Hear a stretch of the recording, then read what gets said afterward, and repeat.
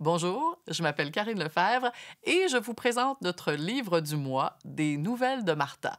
J'ai dit livre du mois, mais c'est pas tout à fait juste. En fait, ce qu'on vous propose, c'est une expérience absolument unique. Pas un livre, une correspondance, et c'est à vous que les lettres seront dédiées. Marie Laberge, bonjour. Bonjour. Des nouvelles de Martha, c'est un projet un peu fou. Très fou. Qui a germé dans ta tête il y a quelques années, il y a déjà une bonne quinzaine d'années. Oui. Je pense qu'il a germé autour de 2007-2008. OK. Parce qu'il avait fallu qu'il germe pour pouvoir faire des petits puis avoir une tige. Mais pour une romancière, pour une écrivaine qui, généralement, qui écrit pour un roman ou qui écrit pour la scène, de se dire, je vais démarrer un échange épistolaire avec mes lecteurs. Ils vont recevoir comme ça une lettre chaque 2 semaines. Ça devait durer 1 an. Finalement, c'est une aventure qui va se prolonger C'est une trilogie. pendant 3 ans. Ramène-moi à ce qui a été l'étincelle du projet des Nouvelles de Martha. Des fois, j'essaie de la percer à jour parce que des fois, c'est un mélange de choses. Okay. Et je pense que c'est un mélange de choses. D'abord, moi, j'avais un rapport épistolaire avec, par exemple, mes parents qui habitaient Québec. Alors, très souvent, j'écrivais. Et ma mère est morte en 2005. Et ma mère, elle faisait du ménage, puis elle éclairait ses affaires. Puis, à un moment donné, quand elle est morte, il y avait une boîte qui était marquée « Marie ». Et c'était tout ce que je lui ai écrit. Alors, des niaiseries, là. Des fois, c'est même un petit post-it que j'avais mis. Tu le trouveras peut-être pas terrible, mais bon. Ou des affaires de même, là. Oui. Mais elle avait tout gardé. Et moi, quand je partais en Europe ou en voyage pour mes affaires, et je voyageais beaucoup, j'avais l'habitude d'écrire toujours le premier jour à ma mère. Et quand il y avait un événement qui me faisait penser à quelqu'un de mes oncles ou de mes tantes, je leur écrivais. Et je me suis rendu compte que ça allait bouleverser. Que je sois constante, comme disait, un de mes oncles m'avait dit « Hey, t'es fiable. T'es fiable. » Puis il y en avait un qui collectionnait les timbres. Alors lui, je faisais attention parce qu'il voulait les timbres avec des peintres. Alors, j'achetais un Degas ou de même. Ça m'amusait. J'en avais un oncle qui adorait les grands vins et ne pouvait plus goûter autant qu'avant. Alors, dès que je m'assoyais dans un restaurant et que je prenais un grand vin, là, je lui écrivais. Je disais, là, je suis assise, puis je prends ça, puis je vais manger ça avec, et puis tout ça. Donc, j'ai fait ça pour plusieurs de mes oncles et tantes, et puis pour mes parents tout le temps. Donc, en retrouvant la boîte de maman, ça m'a fait « Ah! Elle les a gardés. » Bizarre. Parce qu'elle achetait pas mal. J'en ai été à la fois flattée, mais un peu estomaquée. Ouais. Et puis, la réponse de mes parentés, de ma parenté, c'était souvent « Tu peux pas savoir, quand je vois le timbre de Paris et puis ton écriture, le bonheur que c'est pour moi. » Puis il y en avait une tante qui était dans un CHSLD, et elle... Les lettres étaient posées dans les assiettes, dans la salle à manger. Et quand elle arrivait, elle dit, on est toujours assises à la même place, elle dit, tout le monde disait, elle t'a écrit, c'est de Paris, c'est Marie. Et là, elle dit, là, je savais, là, puis elle dit, tout le monde était énervé pour moi.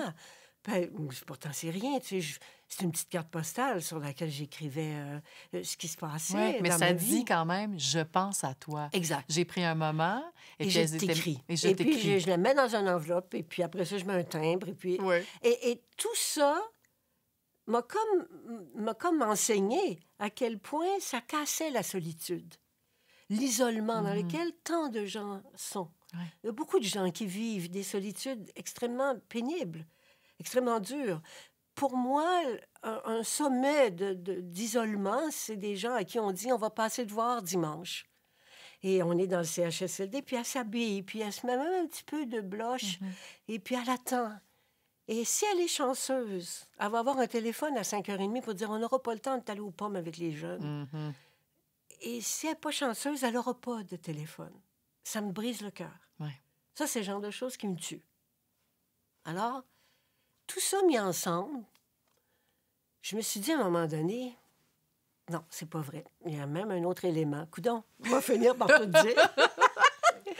C'est que moi, quand je fais le salon du livre, les lecteurs, ils me parlent. Ben oui. Et on est tellement intimes. Et j'en reviens pas.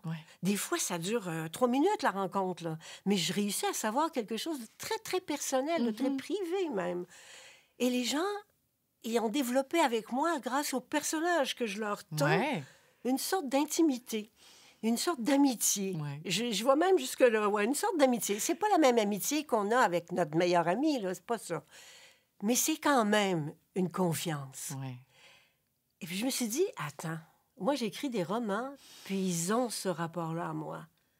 Qu'est-ce que je pourrais bien faire pour agrandir l'intimité? Ah oui. Je me suis dit, ben rends-le chez eux avec leur nom.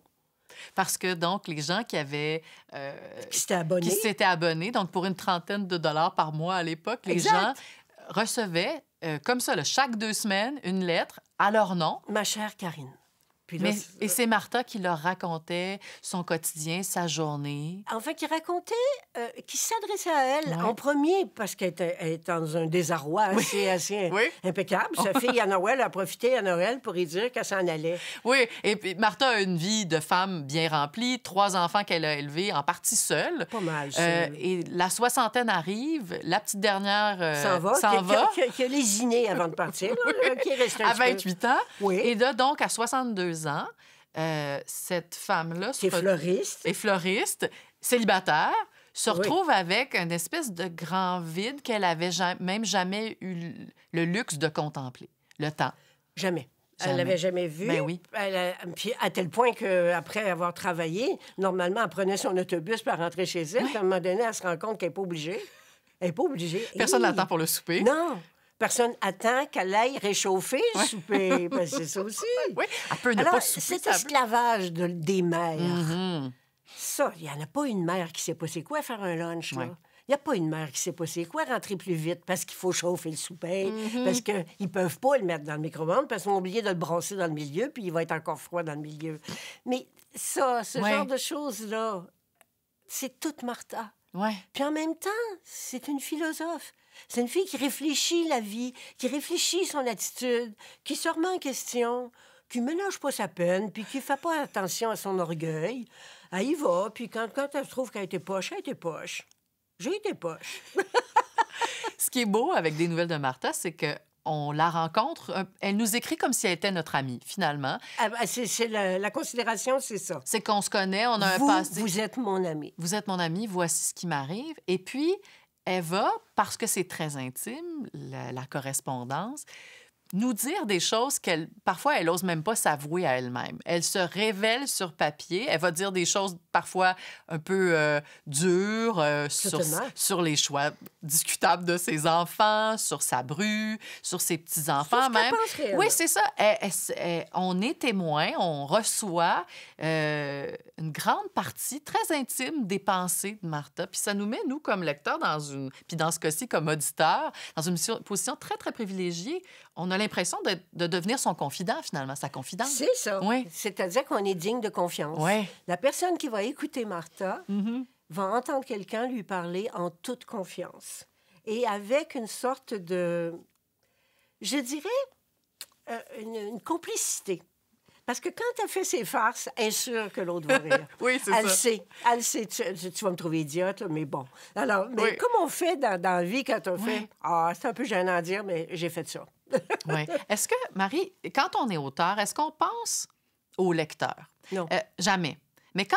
Oui, quand... non. OK. Quand on corrige la troisième version, Puis qu'on sait que ça va... on sait que ça s'en va proche de l'imprimerie. Dès qu'on approche de l'imprimerie, alors c'est la proximité de l'imprimerie Qui me fait une qui va urgence. faire que le lecteur, est-ce que la phrase est nette? Est-ce que c'est clair? Est-ce qu'elle va être comprise? Est-ce que c'est... Oui. Puis est-ce que ça va être compris pour ce que je dis, ce que je Mm-hmm. veux transmettre? Parce qu'évidemment, des fois... bon, il y a un moment où je passe par-dessus, là, puis tout à coup, je fais... c'est comme si je doutais de tout. Mm-hmm. Et habituellement, un bon éditeur va dire « Arrête, tu es en train d'overcorrecter. » D'overcorrecting. Alors là, mais généralement, tout le premier jet, tout ce que j'écris, ça se passe entre moi et la poubelle. Oui. Il ne faut pas que le lecteur soit présent dans ma tête pour expliquer aux gens ce que ça voudrait dire. J'ai souvent dit, imaginez que vous écrivez une lettre coquine, une lettre un petit peu juteuse, Oui. et que vous êtes en train de l'écrire et vous osez, vous y allez. Oui. Et tout à coup, pensez que votre mère va venir la lire par-dessus votre épaule. Ça va vous arrêter, hein? Ben, ça serait ça C'est la même l'effet de chose. penser que Parce qu'à un moment donné, il faut y aller à fond, il faut y aller sans se juger, sans même être lecteur. Quand on écrit, on lit après. Ouais. Et quand on lit après, on peut juger, puis on peut sous-peser l'importance ou pas de l'avoir mis. Mais si on le fait en même temps, on reprend la première page toute sa vie. Puis l'autre affaire, c'est en revenir d'être parfait. Oui, une leçon aussi que Martha finit par apprendre, qu'elle apprend, mais qu'elle essaie pas d'enseigner, mais qu'elle voit ses enfants apprendre, le lâcher-prise. Arrêtez de vouloir être parfait. Et pour qui? Juste pour soi-même, sa petite vanité. Ouais. Parce que personne alentour attend ça. Ouais. Mais il y a ça. Puis il y a aussi les grands moments de la vie, parce qu'il y a des deuils, il y a des séparations, il y a des arrachements, il y a des choix qu'on fait qui ne sont pas toujours judicieux, mais qui sont obligés parce qu'on veut tellement une chose ou une autre. Mais elle a son expérience. Elle s'en sert pas pour tanner ses enfants puis leur expliquer. Oh, j'ai une drôle d'affaire qui était arrivée. À un moment donné, Martha, dans une de ses lettres, a dit... son fils, il y a eu un quiproquo. Alors, son fils a pensé que... Elle avait pensé que... Genre. Alors, bon, il n'était pas avec sa femme, et puis il était en plein dimanche après-midi avec des copains. Même pas avec une fille ou une affaire de même, mais bon. Il y a eu un malaise. Il y a eu un malaise parce que sa mère l'a vu, elle était arrivée dans le même restaurant, puis elle était avec un monsieur, puis elle ne voulait pas que son fils la sache. Bon, bref, quiproquo. Et là, le fils, pensant probablement que sa mère veut le chicaner, est devenu un peu plus muet et tout. Bon, bref, elle savait très bien que là, il y avait vraiment quelque chose qui ne marchait pas dans leur communication. Ouais. Et c'était pas un parleux, hein? Maxime, son fils, là, c'est comme qu'elle dit, c'est un coffre-fort. Alors, puis elle n'a pas la combinaison.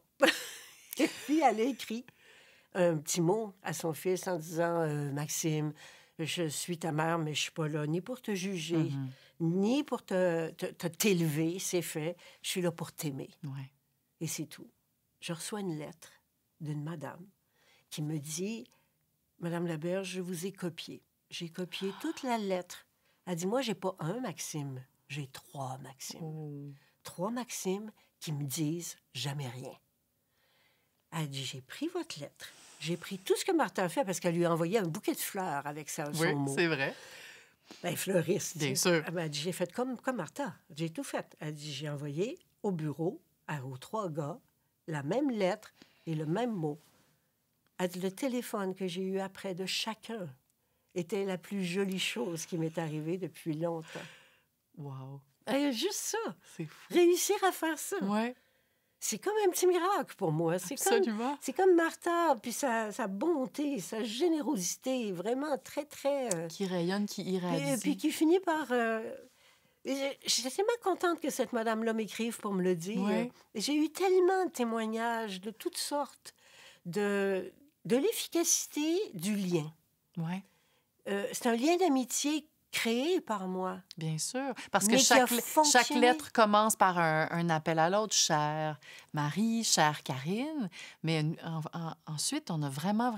Quand Martha nous salue à la fin de la lettre, nous demande si on prend soin de nous, si on a passé une bonne journée, on finit par se laisser prendre au jeu, Marie. Mais j'espère, parce que les gens très seuls, les gens qui sont enfermés dans une solitude, donc isolés... Pas juste une solitude physique, ça peut être une solitude morale, oui, c'est ça, au milieu des autres. Pour moi, ces gens-là, ils ont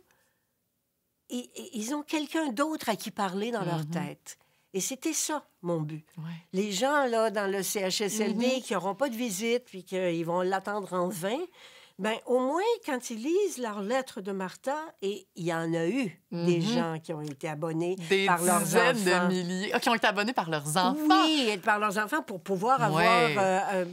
En fait, je me souviens d'un monsieur qui m'avait dit « Oh, c'est mon premier Noël sans Martha. Maman va trouver ça plate parce que d'habitude, je l'abonnais, puis chaque année, ça a été un bonheur. » Mais ça leur permettait d'échapper à ce que j'appelle le monologue intérieur qui fait qui tourne, qui devient le hamster.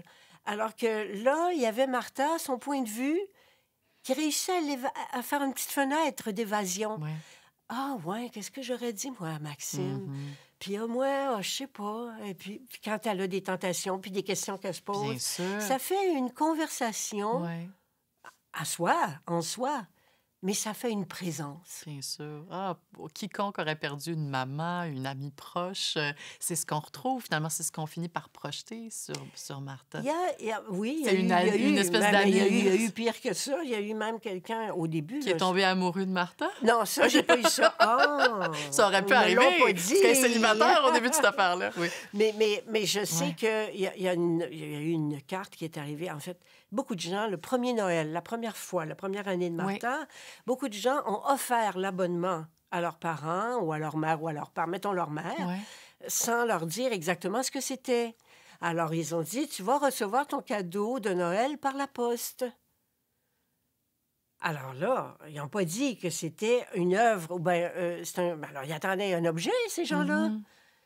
Et puis là, après, ils n'ont pas corrigé, ils n'ont pas dit. Alors, il y a eu une espèce de quiproquo. Tout le monde, il y a eu des gens, puis il y a une femme qui a écrit une carte en disant je comprends pas, Martha est morte, c'est ma meilleure amie, puis elle est morte il y a 2 mois. Qui êtes-vous? Comment ça se fait? Alors ça, j'ai trouvé ça d'une cruauté sans nom. Mais Ben évidemment, oui. probablement que le fils ou la fille Le savait. n'a pas réfléchi à ça. Et puis, il y a eu même une lettre d'avocat de France. Parce que les abonnements étaient partout. Hein? Ouais. Mais en France, on n'a pas le droit d'envoyer de lettres anonymes. Ah, et il y a Alors, des comme elle signe Martha. Oh, Alors, c'était une vraie lettre en disant « Nous vous avisons par la présente que nous allons courir des Wow. démarches parce que vous n'avez aucun droit d'envoyer une lettre anonyme. » Comme si tu C'est encore sollicitais. quelqu'un qui avait abonné sans le dire à papa et ma-mère. Non, Ouais. mais le premier mois, donc il y avait 2 lettres, le premier mois, le nombre de lettres qui ont été jetées, le nombre de lettres qui sont revenues avec qui êtes-vous, qu'est-ce que vous voulez, beaucoup de gens. Alors, je peux vous dire tout de suite, je peux faire des statistiques, que la plupart des gens, quand ils reçoivent quelque chose qu'ils ne comprennent pas et qui s'adresse vraiment à eux avec leur nom, leur adresse, ont peur de se faire demander de l'argent. Et là là. C'était Alors, vraiment la c'est plupart drôle parce que des- c'est pas à ça que tu pensais quand tu as lancé J'ai le tellement projet. pas. Ça n'avait pas d'allure. Oui.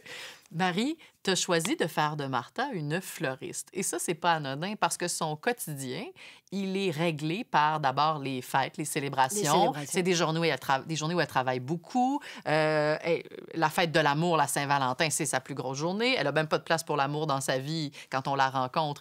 Elle est au boulot. Et puis, elle est toujours le messager. Elle sert...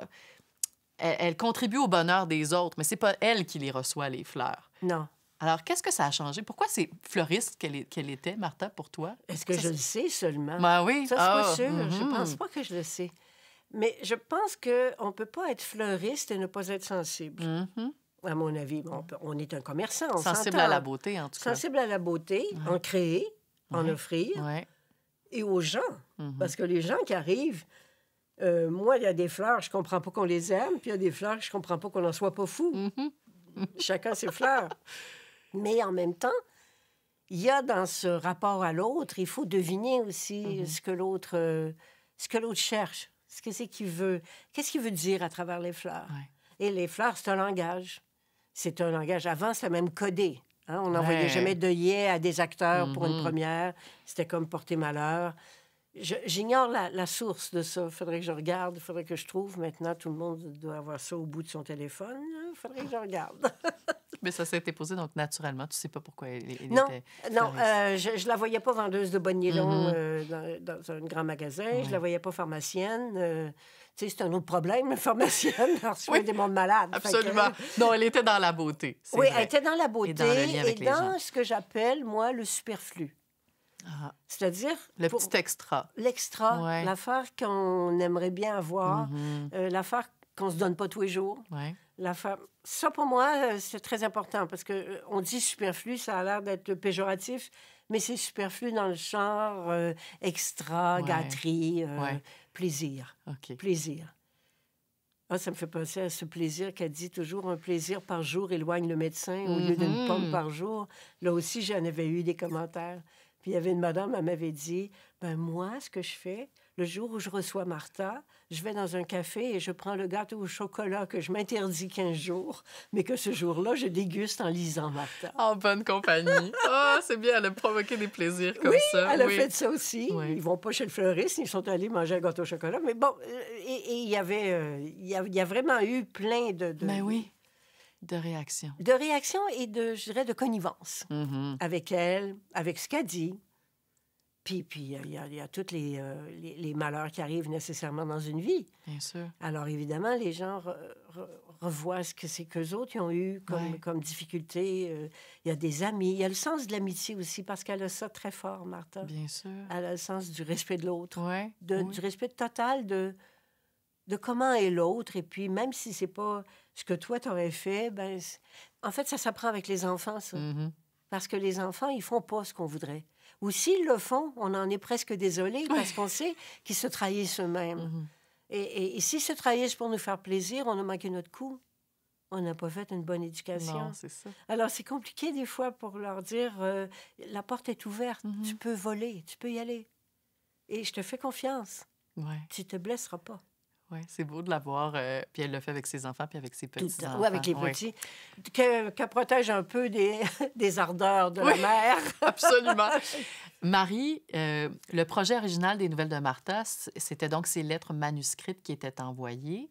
Ensuite, tu as eu l'idée de donner une voix à Martha, et c'est ta voix que Martha a, et c'est ce que vont découvrir les gens qui vont plonger dans les aventures des Nouvelles de Martha. C'est plus de 150 lettres, séparées sur 3 ans, ces 3 saisons-là. Parle-moi de comment tu es arrivée à la conclusion que c'est toi qui offrirais sa voix, qui donnerait vie à Martha. D'abord, il faut dire, peut-être que la plupart des gens ne savent pas ça, mais moi, j'ai une formation d'actrice. Oui. Donc, pour moi, bon, je sais qu'il y a des écrivains qui lisent leur œuvre et Oui. puis que c'est assez triste parce qu'ils n'ont pas le talent de communicateur, mais il y en a qui l'ont. Fait que moi, je me disais, d'après moi, je serais capable de lire Martha comme du monde. Oui. Parce que pour moi, l'audio, c'est divin quand c'est bien fait et quand c'est fait. De la même façon qu'il ne faut pas exagérer, il ne faut pas donner de l'ampleur aux mots, alors ça éteint l'émotion. Alors, dans le mot, l'émotion, il faut qu'elle puisse voler. Autant ça, autant il faut aussi ne pas faire une lecture recto tono. Il faut s'adresser à l'autre. Oui. Alors, comme moi, j'avais écrit à l'autre toute ma vie, là, je me suis dit, ben, je peux lire à l'autre, parce que l'autre existe dans ma tête. Ouais. Quand j'ai commencé ma chère, la première fois que j'ai dit ma chère en l'enregistrant, je voyais quelqu'un, j'avais quelqu'un. Et j'étais comme une actrice qui parle vraiment à quelqu'un. Ouais. Et c'était mon espoir que chaque personne entende quelque chose qui est adressé vraiment à ses oreilles. À ses oreilles. J'ai jamais essayé de camoufler quand j'avais comme un petit moton. Je l'ai fait et puis ça. Ça m'est arrivé d'avoir une petite goutte dans l'œil, mais sans jamais devenir ni pleure, ni chante, ni rien, parce que ça se respecte. T'sais. Moi, je transmets quelque chose en espérant qu'on partage une émotion à travers ce son. Ce son qui est, des fois, juste murmurer les choses telles qu'elles sont. Il y a des... mais j'avais envie de parler moi-même. Pour moi, la voix de Martha, c'était la mienne. Et puis, comme ce sont des lettres, j'ai pas d'ambiguïté, j'avais pas de problème de confusion avec des dialogues qui finissent plus. C'est vrai. Avec 3 personnes, là, faire 3 personnes en dialogue, on se force un peu pour donner comme des textures différentes. Ouais. Là, puis là, ça pourrait devenir un peu compliqué. Mais j'avais pas ça. C'était comme gratis. Là, c'était comme, on part. Comment tu te sens aujourd'hui de renouer avec Martha? Maintenant, il y a plein d'autres gens qui l'ont peut-être jamais rencontrée, qui vont la découvrir, qui vont l'écouter. Et puis prochainement, ils pourront aussi la lire parce que tu vas éditer les lettres sous forme de roman. Oui, ça, c'est la grosse nouvelle parce que je n'ai jamais voulu faire un livre avec les lettres de Martha parce que je trouvais que le but était d'arriver chez les gens avec leur nom et tout. Mais une fois 10 ans passés, je me suis dit, parce qu'on me le demandait Bien souvent, sûr. puis moi, j'avais pas les moyens de conserver cette espèce d'usine à lettres. Parce qu'il y en a eu beaucoup. Non, puis c'est de l'ouvrage, Ouais. là. Rien qu'en organisation de bureau, c'est énorme. Tu sais, il fallait quand même être sûr que la lettre à Karine, elle arrivait chez Karine. Oui, à chaque 2 Et semaines. puis qu'elle n'arrivait pas chez... Puis il y a eu un moment où il en manquait 300. Oh, oh, oh! J'ai fait tout ce qu'ils sont, ces 300-là. Puis le gars de la base de données, il dit « Ah oui, ils ne sont pas là. » Fait que t'es devenue une femme d'affaires par Absolument. la bande à travers ce projet-là. Mais, bon, puis à cause que je respectais beaucoup l'idée, Ouais. puis le côté personnalisé de la chose, je voulais pas que ce soit tout à coup un livre. Mais en même temps, en ne donnant plus accès aux lettres de Martha, finalement, je privais les gens d'une œuvre qui est pas pareille comme les romans, Ouais. mais qui est vivante aussi Absolument. et qui est pas inintéressante, enfin, j'espère. Alors là, je me suis dit, mais c'est quand on a décidé de le faire sur audio, quand la chose a été... Je me suis dit, alors peut-être que là, c'est le temps de l'accompagner des lettres de Martha. Il y a trop de gens qui me disent, « Oh, mais pourquoi je ne peux pas les avoir? » Ben, Ouais. maintenant, je peux dire, ben, vous pouvez les entendre et vous pouvez aussi, là, vous allez pouvoir les avoir. Oui, à pouvoir se déposer dans le creux de notre oreille, puis on pourra aussi la feuilleter.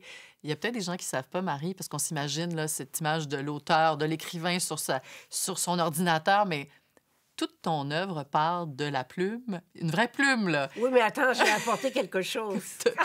Ça, c'est l'original? Ce sont Ça, les vraies c'est- correspondances originales de c'est Martha? exactement ce que... Alors là, les gens vont trouver ça un peu étonnant. Alors, j'écris à la main, à la plume, Oui. avec de l'encre blue-black. Et puis, bon, j'écris petit. Oui. Ça me vient de mon expérience du théâtre où mon écriture sur une page me donnait 1 minute de scène. Ah, c'est de là que ça vient. Oui, c'est de là que ça vient et j'ai jamais... et je crains d'avoir rapetissé mon écriture à mesure que j'avançais en âge. Je sais pas pourquoi, je te le montre. Oui, Voilà. c'est magnifique. Donc, on voit la vraie pensée de Martha, les vraies lettres avant qu'elles aient été... C'est-à-dire les premières... Envoyées. les premiers jets, avant d'être corrigés, parce qu'il ne faut pas penser que je me suis lancée là-dedans en me disant « Je vais être capable de me corriger toute seule. » Oui, tu avais Mais une non. équipe derrière J'avais toi. une équipe, j'avais une réviseur, une Ouais. correctrice qui a vraiment travaillé avec moi et qui était très, très, très pointilleuse. Parce que comme il y avait des lettres pour femmes et des lettres pour hommes, Ouais. là, on fait les lettres pour femmes. Oui. Ben, il y avait des choses que je disais pas aux hommes, mais qu'elle disait, tu l'as pas dit. Je dis, ça les intéresse pas. Alors, nous, on aura accès à toute la pensée de Martha à travers ces lettres-là. Marie, qu'est-ce que tu veux que les gens qui vont découvrir Martha pour la première fois ressentent à l'écoute de ces lettres-là? Qu'est-ce que tu espères qu'ils vont La ressentir? même oui? amitié, le même partage, la même intimité. Ouais. La même intimité qui vient de cette espèce de conviction que je les comprends et que je les respecte. Mm. C'est ce que je reçois tout le temps dans les salons du livre. Je peux vous dire n'importe quoi, vous allez me comprendre. Je ne sais pas si c'est vrai, je ne sais pas jusqu'où je peux entendre, mais j'essaie d'être digne de cette confiance-là, dans ma vie à moi, dans mon rapport au lecteur.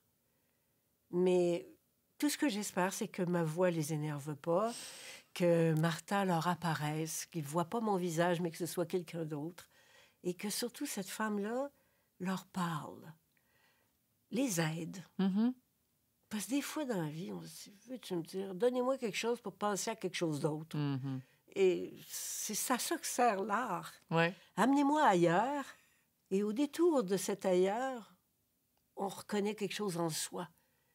Et ça nous comble de douceur, des fois. Des fois, ça met fin à une question. C'est vrai. Et des fois, je me souviens, il y a des gens qui m'ont dit, moi, ce livre-là, Madame Laberge, ce livre-là, il a changé ma vie. Puis à chaque fois, je fais, vous étiez prêts.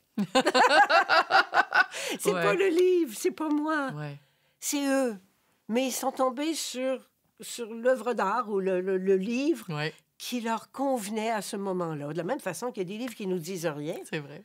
Puis on se dit, veux-tu me dire pourquoi tout le monde aime ça? Puis là, on le met de côté. 10 ans plus tard, tout à coup, on fait, je vais le donner. Attends un peu. Commence à le regarder. Et tout à coup, on rentre dedans. Puis là, Ouais, il nous ça va parle bien. tout d'un coup. Et tout à coup, ça marche. Ouais. Ce sont les hasards de la vie qui font qu'un livre devient le livre. Mhm. Il arrive parfaitement au bon moment. Et il pourrait ne plus nous parler 20 ans plus tard. Il y a des livres qu'on a montés au nu, dans notre bibliothèque bien personnelle. sûr. Et tout à coup, on le réouvre en espérant avoir la même émotion. Le même frisson. Fulgurante. Pas du tout, finalement. Pas tout. Ouais. Zéro, pouf. Ouais. Ah, tu sais, c'est sûr que... Je sais pas, si on revoyait tous les amoureux qu'on a fréquentés, je suis pas sûre que le cœur nous batte. Marie Laberge, merci de nous avoir offert cette nouvelle amie qui, je suis certaine, va entrer comme ça dans le quotidien des auditeurs et des lecteurs. Puis, en tout cas, moi, je l'ai gardée avec moi au terme de ces 3 saisons passées avec Martha. Merci de nous l'offrir à nouveau. Mais merci. Merci de lire et d'écouter. Écoutez bien. Merci, Marie.